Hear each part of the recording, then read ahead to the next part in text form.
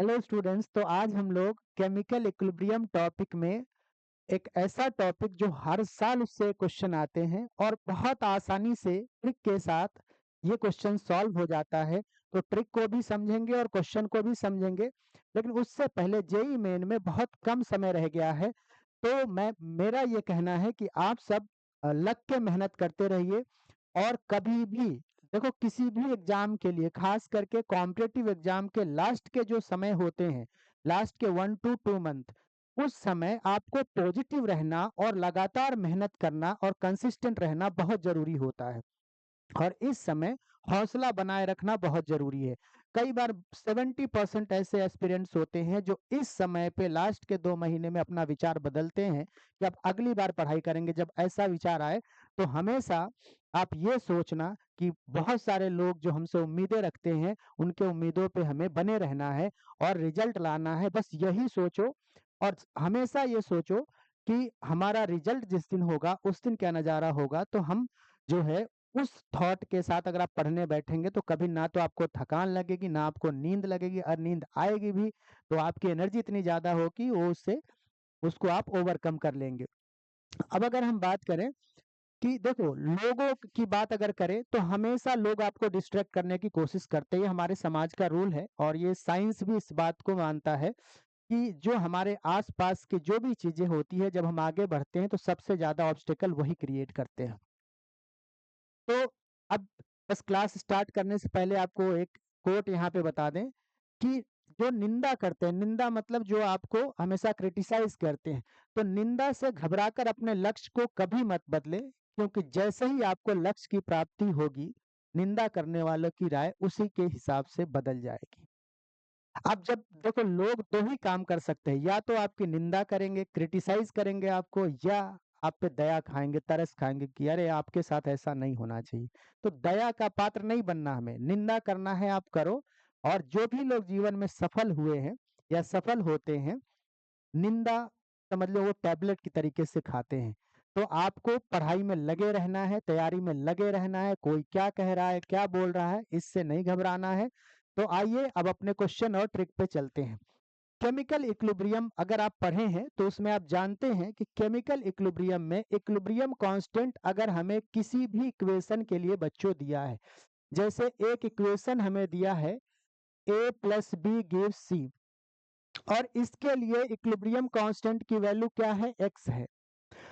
अगर इस इक्वेशन में हमने 2 से मल्टीप्लाई कर दिया तो नया केसी क्या होगा बच्चों, एक्स स्क्वायर। मतलब जिस भी नंबर से आप मल्टीप्लाई करोगे, वो नंबर जो पुराने केसी की वैल्यू है उसके पावर में लगा देना है। अगर यहाँ हम 3 से मल्टीप्लाई करते तो पावर में 3 हो जाता, अगर 4 से मल्टीप्लाई करते तो पावर में 4 हो जाएगा। तो ये इस तरीके से एक कॉन्सेप्ट। दूसरा कॉन्सेप्ट कि अगर ये इक्वेशन है और इसमें केसी इक्विलिब्रियम कांस्टेंट की वैल्यू x है, और ऐसा इक्वेशन लिख दे और बोले अब इसका केसी बताओ, तो एक्चुअली इससे ये इक्वेशन आया कैसे, इस इक्वेशन को पलट दिया, मतलब सी को इधर ले आया लेफ्ट हैंड साइड पे और a+b राइट हैंड साइड पे।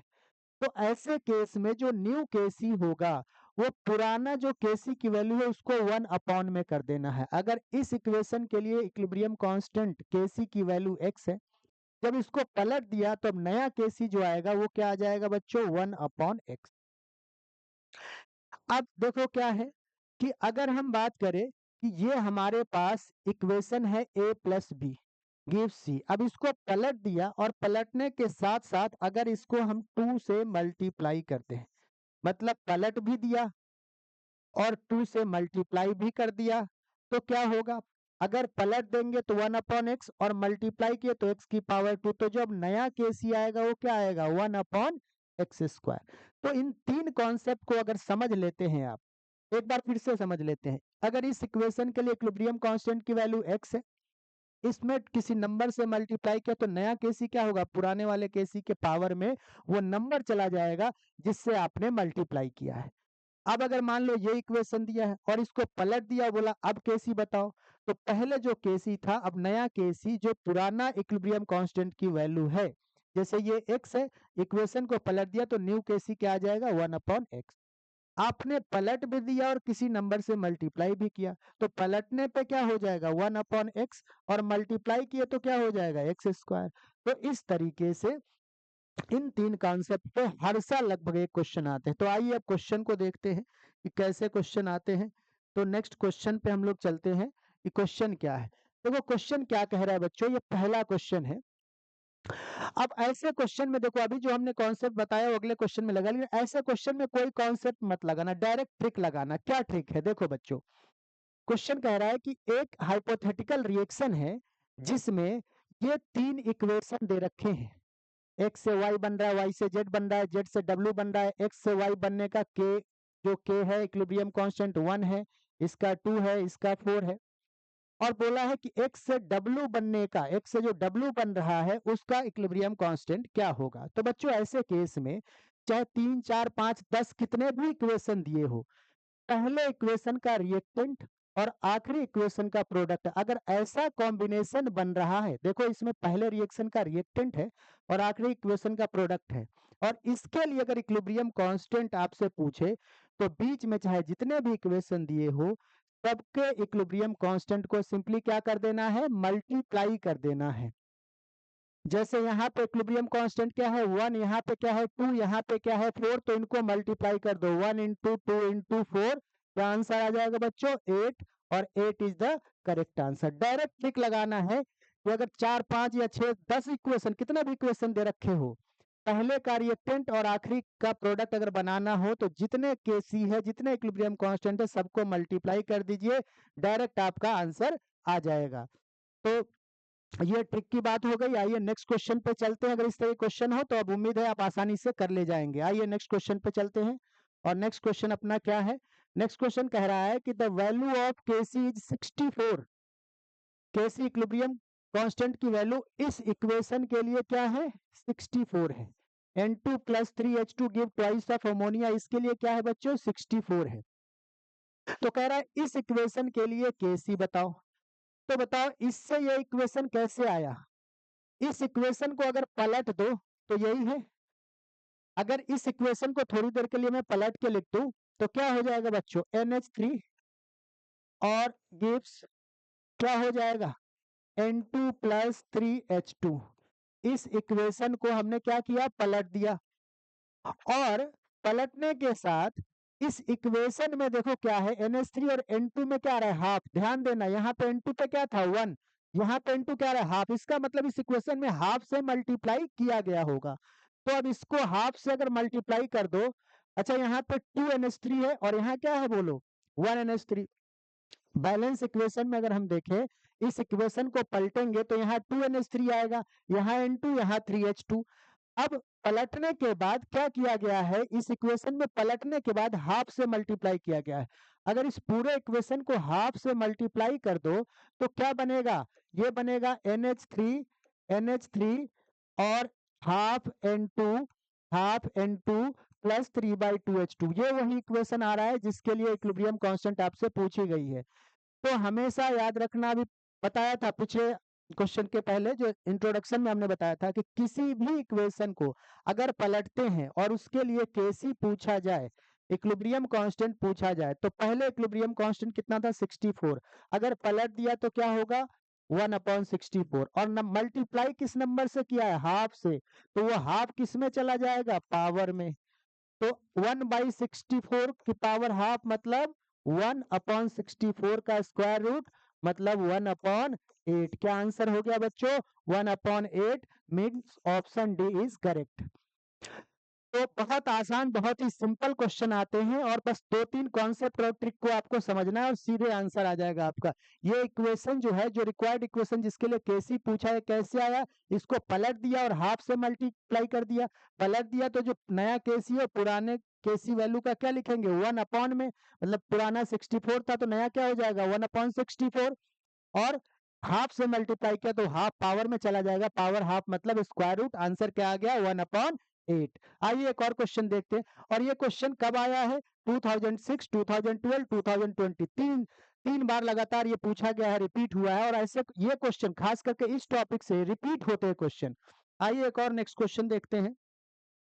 नेक्स्ट क्वेश्चन क्या कह रहा है बेटा, नेक्स्ट क्वेश्चन कह रहा है the equilibrium constant for a reversible reaction. एक रिवर्सिबल रिएक्शन हमें दिया है, इसके लिए इक्विलिब्रियम कांस्टेंट की वैल्यू क्या है, K1 है।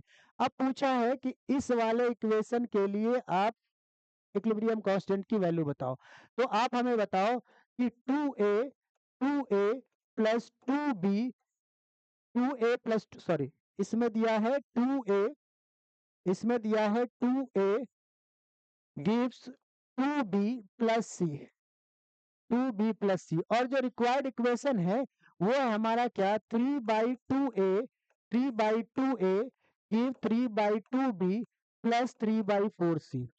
अब देख सकते हो बच्चों कि इससे आपको ये लाना है, तो इसमें रिएक्शन को पलटा तो नहीं गया है, मतलब जो रिएक्टेंट है वो रिएक्टेंट ही है, जो जिधर प्रोडक्ट है वो प्रोडक्ट ही है, लेकिन नंबर किसी नंबर से मल्टीप्लाई किया गया। नंबर क्या है बच्चों, देखो यहां से आप पकड़ो सी का कोफिशिएंट ओरिजिनल इक्वेशन में क्या था, 1 कोफिशिएंट था, यहाँ पे क्या है 3/4, इसका मतलब इस इक्वेशन में 3/4 से मल्टीप्लाई किया गया है।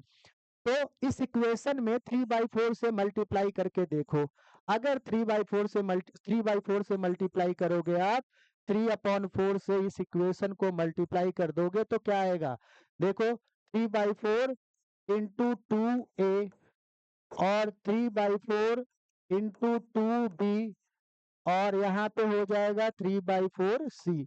यहाँ पे क्या कैंसिल हो गया, 2, यहाँ पे 2, तो क्या आ गया 3/2a plus 3/2a gives 3/2b plus ये हो जाएगा 3/4c। क्या यही इक्वेशन है जो हमें लाना था, बिल्कुल वही इक्वेशन है। तो बच्चों करना क्या है, जिस नंबर से मल्टीप्लाई करते हैं वही नंबर पुराने केसी के पावर में चला जाता है। तो पुराना केसी हमारा क्या था, K1 था, तो नया केसी क्या हो जाएगा, K1 की पावर किस नंबर से मल्टीप्लाई किया है आपने, 3/4 से, तो 3/4 हो जाएगा। क्या आंसर आ गया बोलो, K2 इक्वल टू K1 की power 3/4। Option C is correct. तो बहुत सिंपल क्वेश्चन है, और हर साल देखो ये क्वेश्चन भी कब आया है, 2017, 2019, 2022 लगातार पूछे जा रहे हैं, रिपीटेशन में पूछे जा रहे हैं। तो अगर ये 3 क्वेश्चन और 3 कॉन्सेप्ट अगर आप समझ लिए तो एक क्वेश्चन आपके जेईई मेन 2025 में कंफर्म है। उम्मीद करते हैं आपको समझ में आया होगा। मिलते हैं अगले वीडियो में। Thank you.